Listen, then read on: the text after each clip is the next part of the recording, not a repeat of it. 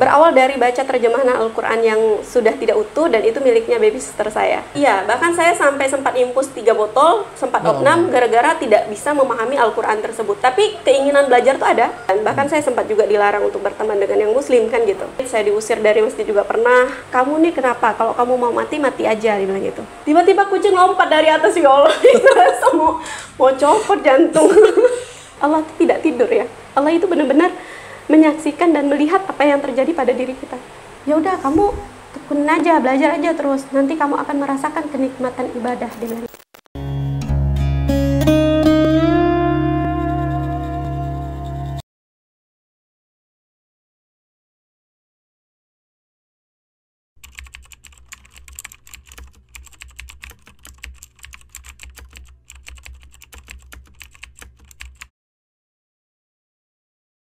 Kalau untuk Buddha itu kan kita nggak seperti di Muslim ya, sholat 5 waktu ya. Jadi itu hanya ada hari-hari tertentu saja yang mana kita untuk ibadah seperti itu. Dan juga di situ paling di rumah kita itu mohon maaf ya, ada pekong gitu kan, pekong kecil yang mana di situ tinggal ibadah di situ saja. Tapi jujur saya nggak taat juga. Saya itu lebih ke kalau untuk gaya hidup di benar-benar menekuni atau di gaya hidup di Buddha itu tadi itu sudah menikah ya, sesudah menikah. Sudah menikah. Jadi belum tahu ya, saya udah menikah. Jadi saya udah menikah dan 4 anak seperti itu. Jadi karena memilih Islam itu tadi terusir, yang tadinya saya mohon maaf untuk kehidupan bisa dikatakan berkecukupan, saya juga nggak bisa nyetir jadi kemana-mana itu pakai supir. Seperti gitu. itu.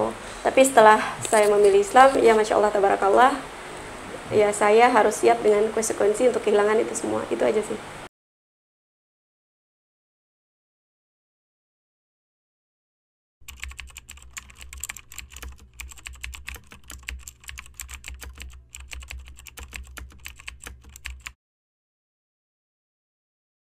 Berawal dari baca terjemahan Al-Quran yang sudah tidak utuh dan itu miliknya baby sister saya.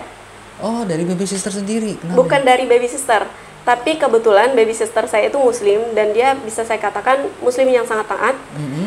Puasa Senin Kamisnya Masya Allah gitu, nggak pernah bolong, terkecuali kalau lagi datang bulan atau liburan, ya namanya wanita itu kan ada hari istimewanya, seperti itu ya. Jadi di situ dia juga rajin sekali membaca Al-Quran. Dulunya saya pikir anak ini kenapa sih, dan nggak pernah buka jilbab loh. Saya ilfil banget, jadi ilfil banget, tapi saya tidak melarang itu gitu. Nah, jadi di situ setelah dia tidak lagi ke tempat saya, mungkin dia juga merasa tidak nyaman ya, karena di tempat kami itu tidak pernah ada yang sholat gitu kan di dalam rumah itu, dan hanya dia sendiri. Dan sekarang saya juga baru pahami bahwasanya lingkungan bukan faktor penentu tapi faktor pendukung. Jadi siapa lingkungan kita maka kita jadi seperti itu. Mungkin dia di situ merasa tidak nyaman atau merasa berkurangnya iman dia, akhirnya dia tidak lagi kerja di tempat saya, tapi Al-Qur'annya dengan secara yang tidak utuh itu tadi karena saking lamanya disimpan udah dimakan tikus tengah. Nah, itu tinggal di situ.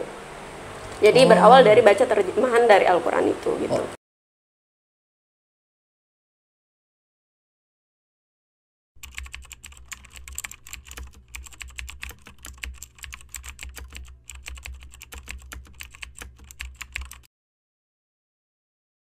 Kalau misalnya kita mau keluar gitu, itu apalagi kayak di Gramedia mau ke mall beli buku, itu kan protokolnya ketat juga ya dulu ya waktu pandemi ya.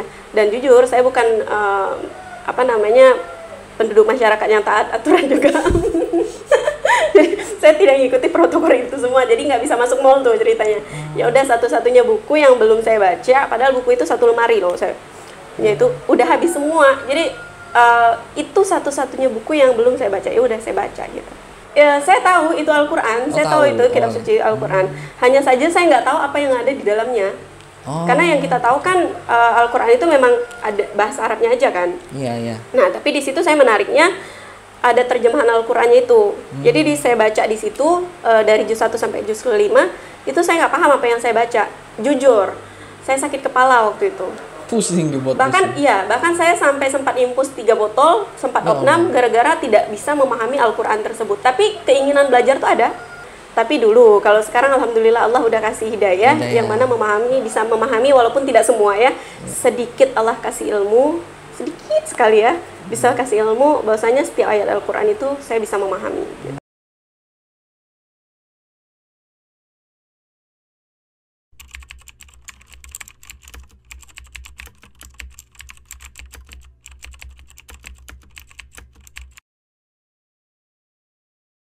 radikal ya. Radikal. Lebih sering kita dengar itu radikal ya. Radikal. Terus tuh kadrun lah, apalah segala macam. Pokoknya yang tidak positif yang sering saya dengar. Kata yang sering kalian dengar itu adalah yang negatifnya ya. Yang negatif-negatif itu banyak sekali di luaran sana gitu. Apalagi saya, gitu. ya apalagi di lingkungan saya yang non muslim kan. Bahkan saya sempat juga dilarang untuk berteman dengan yang muslim kan gitu.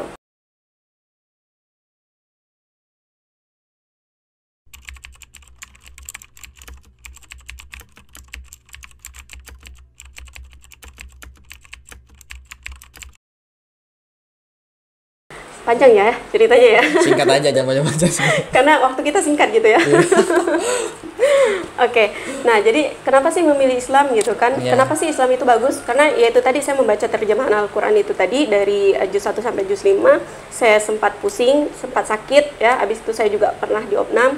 Sampai juz 9 tuh saya baru paham. Oh di gitu. Juz 9. Juz 9. Nah terus saya tuh nggak ngerti bahasa Al-Quran itu terlalu tinggi. Tapi niat apa ya, hati saya tuh kok rasanya pengen banget nih belajar nih. Apa sih ini kok indah banget kayaknya nih di sini nih gitu kan.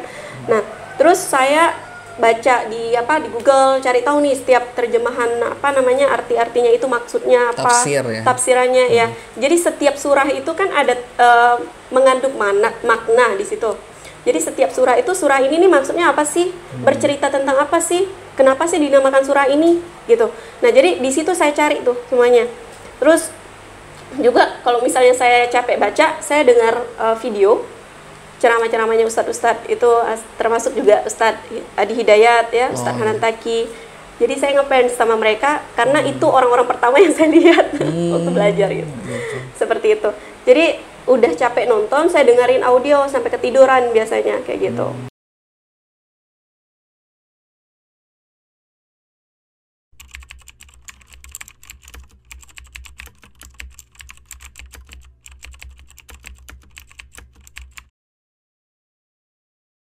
Bersyahadat itu saya cari sendiri tempat. Pertamanya kan udah praktek sholat ya. Iya. Udah praktek sholat, ternyata sholat saya masih kadang kurang sempurna ya, karena nggak ada gurunya. Hati-hati ya kalau misalnya belajar, jangan nggak ada gurunya nanti nyasar. Jadi kayak gitu. Jadi di situ saya belajar itu ternyata wudhunya saya, cara wudhu itu masih tidak sempurna, masih terbalik-balik, dan seperti itu. Nah, saya ke masjid, saya diusir dari masjid juga pernah. Ya Allah.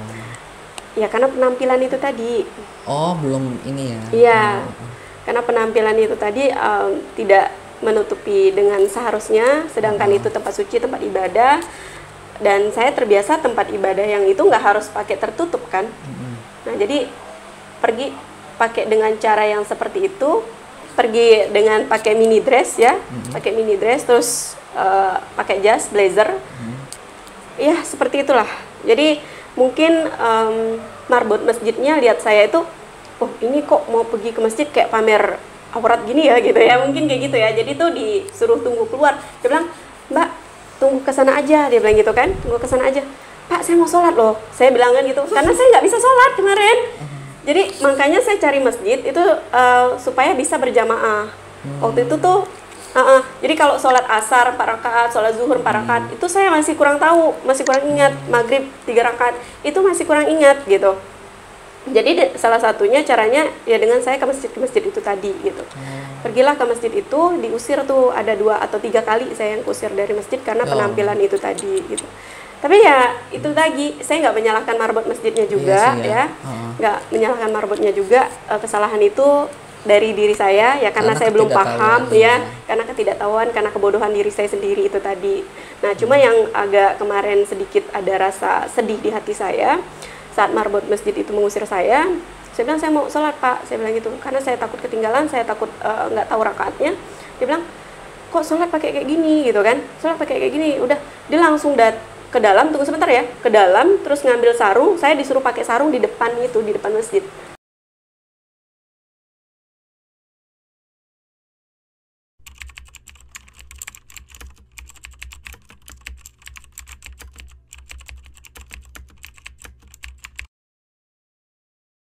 Hambatan dan tantangannya, pertamanya tadi kita sholatnya sembunyi-sembunyi, belajar ngaji sembunyi-sembunyi bersama keempat anak saya ya, sampai pada akhirnya pas kami lagi praktek sholat maghrib waktu itu, sholat maghrib kan 3 rakaat. Baru kedua rakaat papinya pulang dari toko. Biasanya saya kunci waktu itu, saya lupa kuncinya. Papinya pulang, terus buka pintu, cek kami lagi sholat tuh berlima, anak saya 4 dan saya baru 2 rakaat. Terus dia bilang, apa ini? Langsung ditarik bukan anak saya, dibuang, dibakar di depan, Al-Quran apa semua sajadah itu diambil, dibuang di depan. Ya Allah. Dan ternyata bukan hanya barang-barang itu yang dibuang, tapi sayanya juga dibuang ke depan. Astagfirullah. Jadi saat itu langsung diusir dari rumah. Beneran itu kan? Bener. Ya beneran. Maksudnya dibuang tuh gimana dibuang? Dijorokin atau? Ya dibuang, disuruh keluar dari rumah, terus diharamkan untuk sholat di dalam rumah gitu. Jangan lagi tinggal ke rumah itu gitu. Anak-anak juga? Iya, jadi dikasih 2 pilihan tuh, memilih Islam atau meninggalkan Islam gitu kan. Kalau misalnya memilih Islam, boleh pergi, boleh belajar Islam, boleh bawa anak, tapi jangan bawa satu benda pun dari rumah, kayak gitu. Atau meninggalkan Islam, boleh tinggal di rumah itu gitu. Pada saat itu Kalisa teguh pendiriannya memilih Islam. Masih memilih Islam tapi juga masih tinggal di rumah situ karena bayangkan Bang, 4 anak kan, dengan saya yang biasanya sudah semuanya dikerjain orang dan saya nggak bisa nyapu, ngepel, ngurus anak itu karena semua udah ada yang ngurus. Jadi tuh saya nggak bisa gitu kan, dan dengan ini semua saya harus lepaskan gitu. Jadi saya waktu itu belum siap, jujur belum siap. Jadi saya masih bertahan dengan keadaan seperti itu gitu. Itu berapa lama akhirnya memutuskan berani untuk? Sampai udah nggak mampu banget. Nggak mampu banget ya? Nah, disiksa benar-benaran di situ. Ya, jadi sholatnya harus di luar dari rumah itu gitu kan, di bawah pohon. Nggak diam-diam lagi. Setelah saya tahu bahwasanya saya terinspirasi dengan salah satu sahabat baginda Rasulullah SAW itu adalah tahu Umar bin Khattab. Ya. Nah, jadi saat beliau dulu kan waktu itu baginda Rasulullah ini berdakwah sembunyi-sembunyi sebelum masuknya Umar ke Islam. Setelah Umar masuk, kenapa kita harus sembunyi-sembunyi kalau ini benar ya Rasulullah, kata Umar kan. Nah, saya tuh terinspirasi banget di situ gitu. Nah, jadi ngapain saya harus sembunyi-sembunyi gitu, walaupun saya sholatnya di luar rumah, sholat di bawah pohon jambu, di teras, di tempat cuci piring, di WC, di pintu WC gitu, nggak apa-apa. Yang penting saya masih bisa melakukan sholat gitu. Ada seramnya juga sih kadang ya sholat di luar, karena kalau sholat tahajud kan sepertiga malam kan, tengah malam kan, pokoknya nggak sholat di luaran rumah gitu. Jadi pernah jadi pas lagi sholat tahajud itu kan, lagi serius nih, lagi nangisnya, tiba-tiba kucing lompat dari atas, ya Allah, itu rasa mau copot jantung.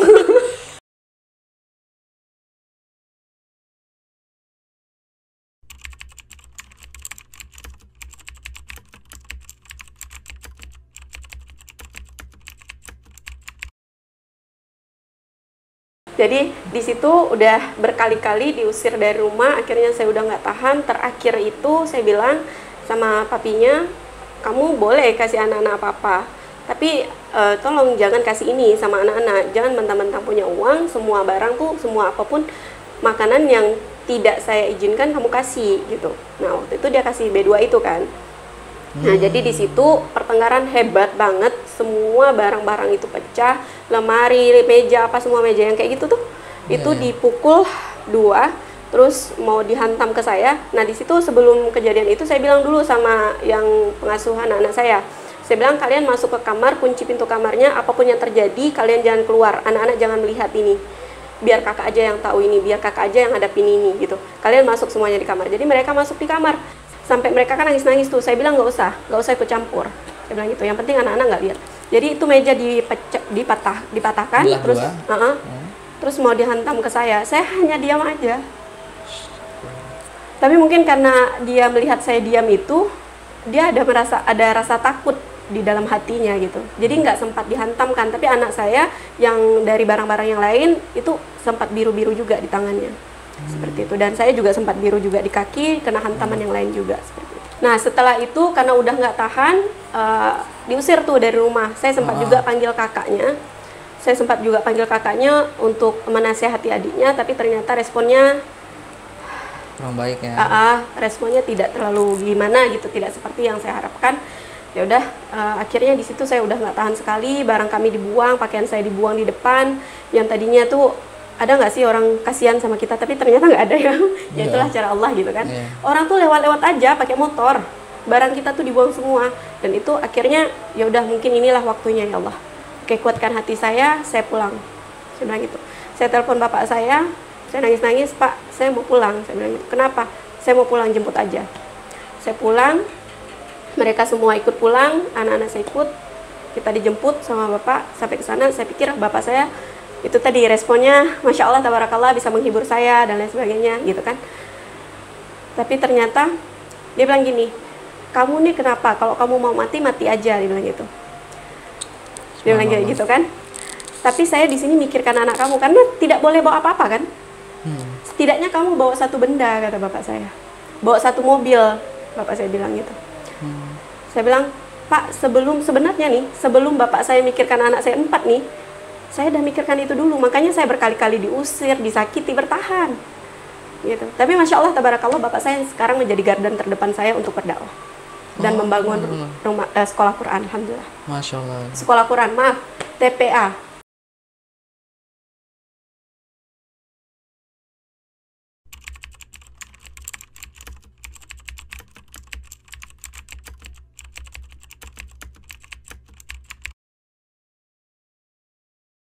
Banyak ya, banyak banget alasannya.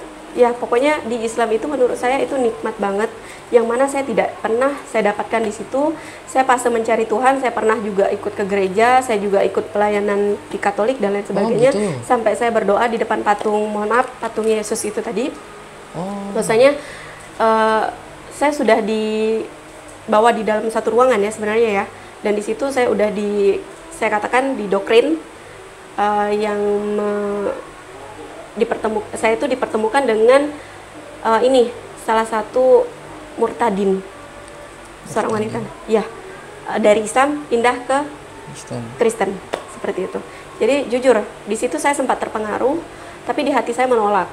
Nah, saya berdoa di depan patung itu, saya bilang, saya lihat dulu kan, akal saya tuh nggak sampai di situ. Maksudnya tuh kok bisa sih ini dituhankan gitu, kok bisa sih ini dituhankan. Jadi saya melihat semuanya, perbedaan-perbedaan itu tuh rasanya kayak tidak masuk di akal gitu. Jadi kalau memang Engkau Tuhan, bimbing saya. Tapi kalau memang bukan Engkau Tuhan, maka tunjukkan saya Tuhan yang mana yang sebenarnya pantas saya sembah sebenarnya. Dan saya tersungkur di situ di depan 2000, kurang lebih 2.800-an orang ya, mungkin kurang lebih segitulah ya.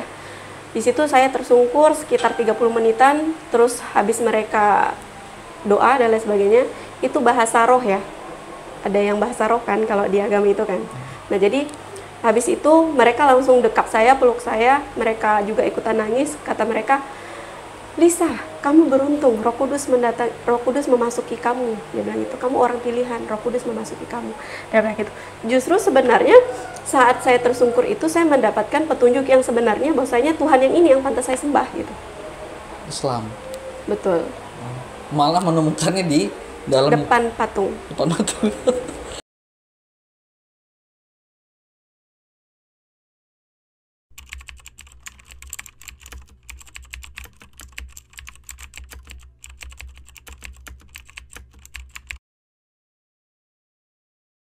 Mungkin Allah ya. Saya sih sebenarnya lemah, saya lemah banget, tapi Allah yang menguatkan hati saya.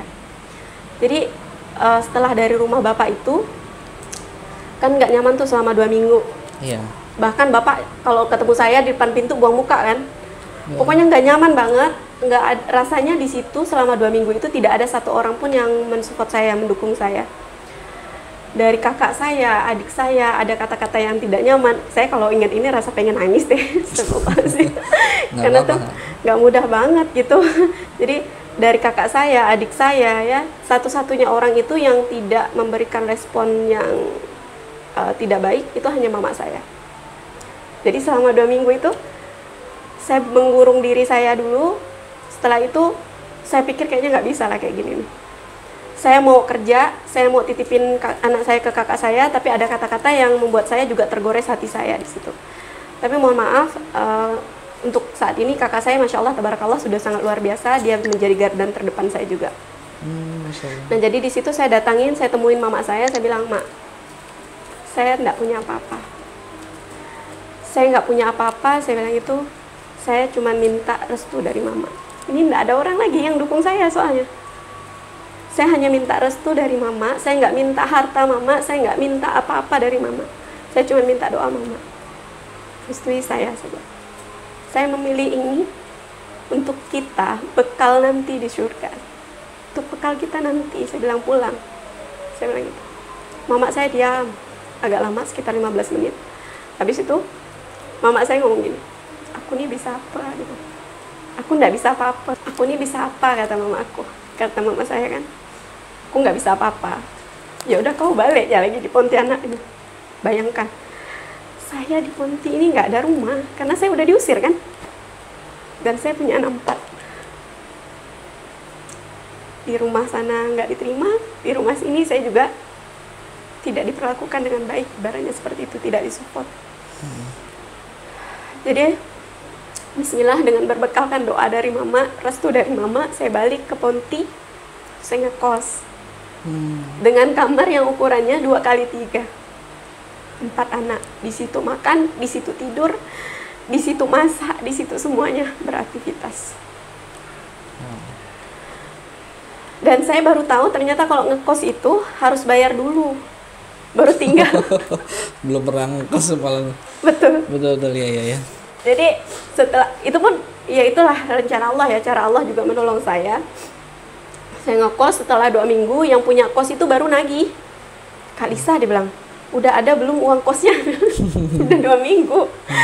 Oh, kenapa udah ditagih? Saya bilang kan belum sampai waktunya saya masuk di sini. Iya kak, harusnya bayar dulu. Oh, kok nggak bilang dari kemarin? Masya Allah. Jadi habis itu saya pinjam uang sama teman saya, dan alhamdulillah juga Allah mudahkan, saya bayar kosnya di situ. Saya sambil kerja, dikarenakan saya tidak bisa mengurus anak, saya tidak terbiasa untuk nyuci dan lain sebagainya. Jujur itu benar-benar, kalau nyuci itu orang sikat-sikat ya saya kocok-kocok aja karena tidak terbiasa itu tadi. Iya. Jadi udah itu di situ saya masih ambil orang lagi untuk handle itu. Oh, gitu. Padahal keadaan saya nggak punya uang. Tapi dikarenakan saya sudah terbiasa seperti itu, saya nggak ada orang yang membantu saya untuk mengerjakan hal itu.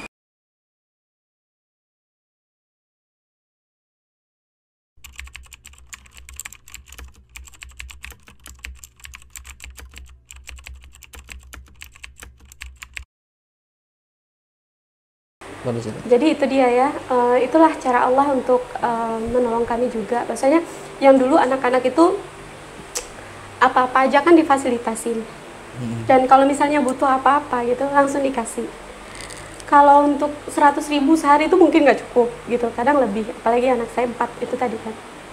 Tapi Masya Allah, tabarakallah, dengan keadaan yang saya seperti ini, itu 2.000 aja mereka cukup satu hari jajan sekolahnya. 2.000? Saya nggak tahu kayak gimana, seriusan saya nggak tahu kayak gimana. Itulah cara Allah tuh menguatkan hati kita. Jadi Allah itu di saat kita memutuskan hijrah, memang semuanya Allah ambil. Allah tidak langsung memberi kita harta, tapi yang pertama-tama Allah kasih itu kekuatan hati kita dulu. Mental segala macam, ya betul. Nah jadi saya pernah waktu itu anak-anak saya tidur dalam keadaan lapar. Jadi jam 9 malam anak saya yang cowok nomor 3 itu bilang gini, Mami, Koko lapar, Koko mau makan. Saya bilang, ini mohon maaf ya, nggak ada apa-apa nih kita nih, bilang gitu kan. Tapi masa ini aja Mami, masa mie aja, dia bilang gitu. Kita beli mie, nggak ada toko buka nak, saya bilang gitu. Toko udah tutup semua, toko masih ada buka. Dan yang jual makanan di luaran banyak, di Pontianak nih. Susah apa sih cari makanan? 24 jam pun ada yang jual makanan, ya kan? Jadi saya bilang, padahal saat itu bukannya karena tokonya tutup atau nggak ada orang yang jualan, tapi saya uangnya tinggal 1.000 rupiah. 1.000 rupiah? Tinggal 1.000 rupiah. Jadi di situ saya bilang anak-anak saya, Dana tidur aja, besok baru Mami belikan, saya gitu. Jadi anak saya tidur dalam keadaan. Terus saya menangis sejadi-jadinya, ya Allah, saya bilang, semua ini tak ada yang terlewatkan darimu. Semua ini terjadi atas izin-Mu. Dan hamba yakin ini yang terbaik bagimu. Saya bilang itu. Semuanya ini engkau saksikan, lihat anak hamba tidur dalam keadaan lapar. Pengen nangis. Astagfirullahaladzim. Tahan Lisa, tahan. Kok dia juga merasakan ini? Dia merasakan juga. Jadi kami pernah itu nggak ada makan sama sekali. Dikasih sama tetangga nasi 2 piring, nasi putih aja. Itu benar-benar nggak ada apa-apa. Saya belum gajian waktu itu. Dan untungnya juga baby sister saya ini nih, dia nggak minta, kak 1 bulan saya segini ya, nggak minta segitu, nggak kayak gitu. Jadi terserah kakak aja mau bayar saya berapa. Itu masya Allah, orang-orang baik Allah datangkan gitu kan. Jadi di situ dikasih tetangga 2 piring, kami makan tuh berlima, hanya pakai garam. Ya. Nah, air putih aja saya nggak mampu beli waktu itu. Padahal air galon itu 1 galon 5.000 kan. Karena uang tinggal 1.000, mau beli galon aja nggak bisa. Akhirnya saya tadah air keran itu dijerang dulu untuk kami minum, untuk anak-anak minum. Dan itu tadi juga pas anak saya tidur dalam keadaan lapar, saya minta sama Allah, ini saksikan ya Allah, saksikan. Saya bilang gitu. Dan masya Allah tabarakallah, itulah Allah itu tidak tidur ya. Allah itu benar-benar menyaksikan dan melihat apa yang terjadi pada diri kita. Seperti ini juga bukan secara kebetulan kan, pasti ada campur tangan Allah mempertemukan kita, begitu. Jadi besok paginya saya ke Munzalan, tahu ya Munzalan ya? Tahu. Saya ke Munzalan ngambil sarapan untuk anak saya. Di situ saya masih sambil berzikir, saya minta sama Allah. Jam 9 pagi saya telepon, ada yang mau nanya-nanya tanah kan, saya telepon dan masya Allah tabarakallah, masuk ke rekening saya 8 juta. Masya Allah. Dari siapa nggak tahu itu? Bukan, itu komisi dari penjualan tanah kafling. Dan orangnya itu saya tidak pernah ketemu sampai sekarang. Karena orangnya ada di Singapura. Ada di Singapura, ada di Bandung juga. Hanya presentasi dalam waktu 30 menit. Bukan saya yang hebat, bukan saya yang pintar menjelaskan, tapi ada campur tangan Allah di situ.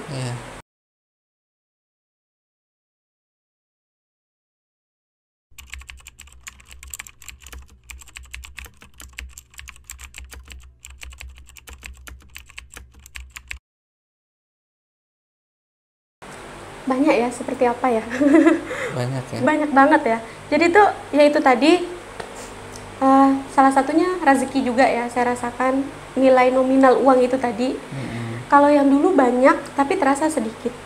Kalau yang sekarang, walaupun tidak banyak, tapi terasa sangat-sangat banyak. Gitu. Masya Allah, itu berkah ya? Berkah. Karena berkah, barokah itu kan, kata para ulama, kasrotul khair, kebaikan yang banyak. Walaupun sedikit, tapi memiliki kebaikan banyak gitu. Dampaknya besar gitu. Itu Masya Allah ya. Kok yang tadinya tuh banyak, terakhir itu income saya 30 juta yang saya tinggalkan.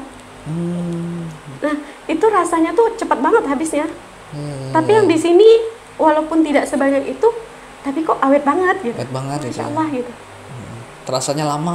Rasanya lama banget. Saya dulu pernah waktu itu ya, ada salah satu ulama perdesaan bilang kayak gini.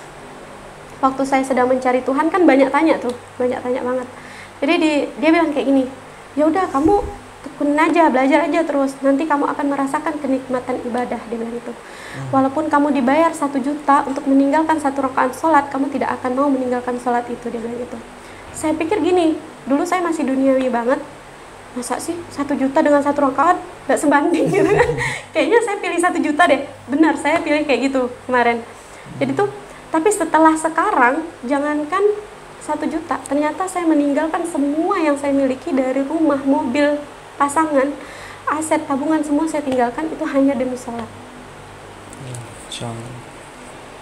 Jadi bukan hanya 1 juta, Masya Allah, ternyata begini nikmat sholat, ternyata begini nikmat ini.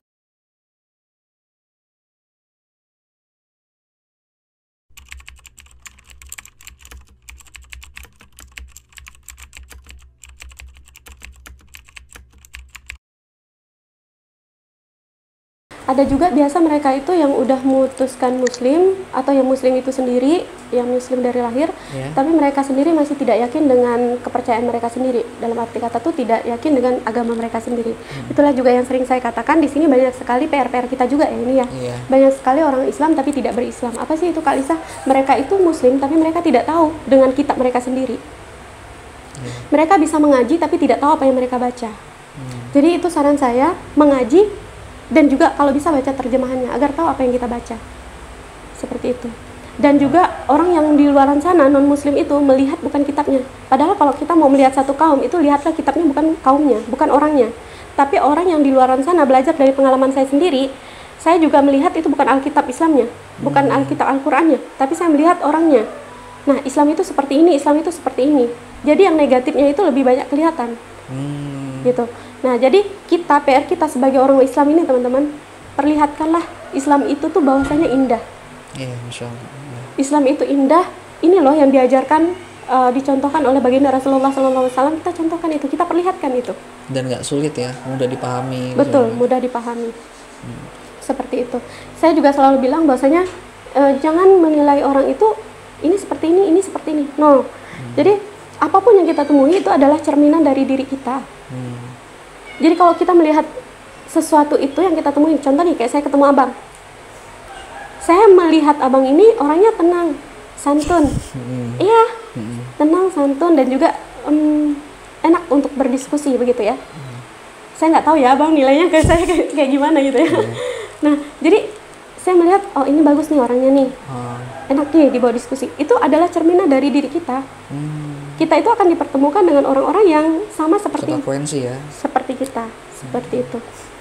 Jadi kalau kita melihat dia nggak bagus, sebenarnya bukan dia yang nggak bagus, bukan abang yang nggak bagus, tapi diri saya sendiri yang nggak bagus. Makanya saya melihat abang itu, oh ini tidak bagus nih orang nih, oh orang ini nih gini banget sih, kayak gitu kan. Nah seperti itu. Jadi dan hati-hati juga apa yang kita ucapkan. Jadi apa yang kita ucapkan itu akan kembali lagi ke diri kita.